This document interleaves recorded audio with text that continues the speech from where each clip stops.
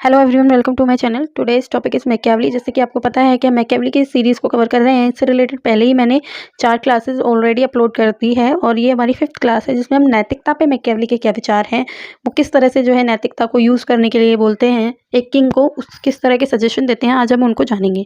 और ठीक है, तो हम शुरू करते हैं। जैसे कि मैं आपको बोर्ड पर दिख रहा होगा, एम से मैंने मैकियावेली को डिनोट किया है, मतलब एम का मतलब मैकियावेली है। Machiavelli did separation between religion and politics. Machiavelli जो है सेपरेशन करते हैं, मतलब अलग अलग करते हैं किसको, रिलीजन और पॉलिटिक्स को। मतलब पॉलिटिक्स से रिलीजन को अलग करते हैं, पॉलिटिक्स से मॉरलिटी को भी अलग करते हैं, और पॉलिटिक्स को क्या करते हैं, तो Machiavelli free politics from the religion and the morality. जैसे कि मैंने बताया कि रिलीजन और मॉरलिटी दोनों को अलग करते हैं पॉलिटिक्स से, give the autonomy of the politics.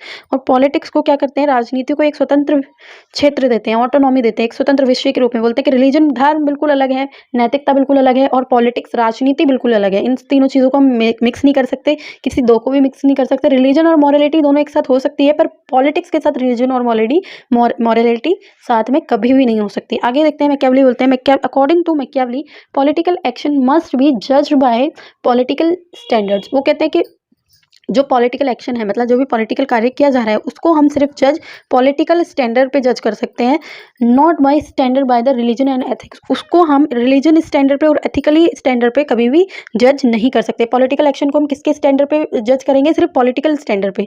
बोलते हैं कि क्योंकि वट में बी एथिकली और religious wrong can be politically correct. क्योंकि रीज़न देते हैं कि क्यों हम इसको जज नहीं कर सकते, क्योंकि जो चीज़ें एथिकली मतलब नैतिक तौर पे और रिलीजियस धार्मिक तौर पर गलत है, वो ऐसा हो सकता है कि राजनीतिक तरीके से सही हो, तो इसलिए हम उसके स्टैंडर्ड के साथ हम उसको कभी भी जज नहीं कर सकते। आगे हम देखते हैं कि जो मैकियावेली है वो कॉन्सेप्ट देखते हैं, dual morality. Machiavelli give concept of the dual morality for the king.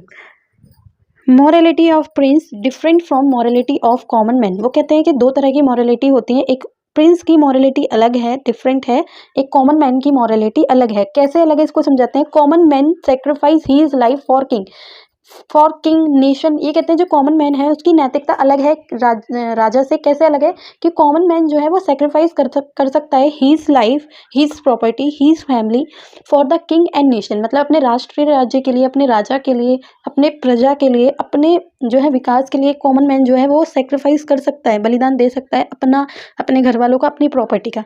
But वो उसकी नैतिकता होगी।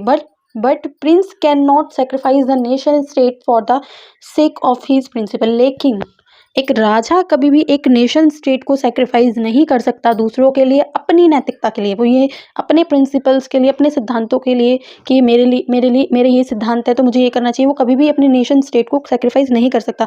उसका जो सबसे पहले जो उसकी मॉरलिटी है, मतलब उसकी नैतिकता क्या है, तो morality of prince is to ensure the security of people and the nation. मतलब उसकी पहली जो मॉरलिटी है, नैतिकता है, वो यही है कि सिक्योरिटी देना, सिक्योर करना अपने राज्य को, अपने नेशन को और अपने यहाँ के लोगों को, पीपल को। तो इस तरह की मॉरलिटी जो है सिर्फ और सिर्फ किंग की है।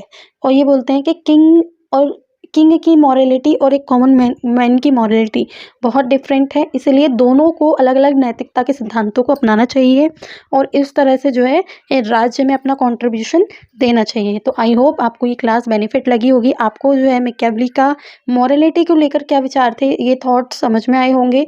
मेरी वीडियो को लाइक करें, सब्सक्राइब करें, मेरे चैनल के साथ जुड़े रहें। Thank you for watching.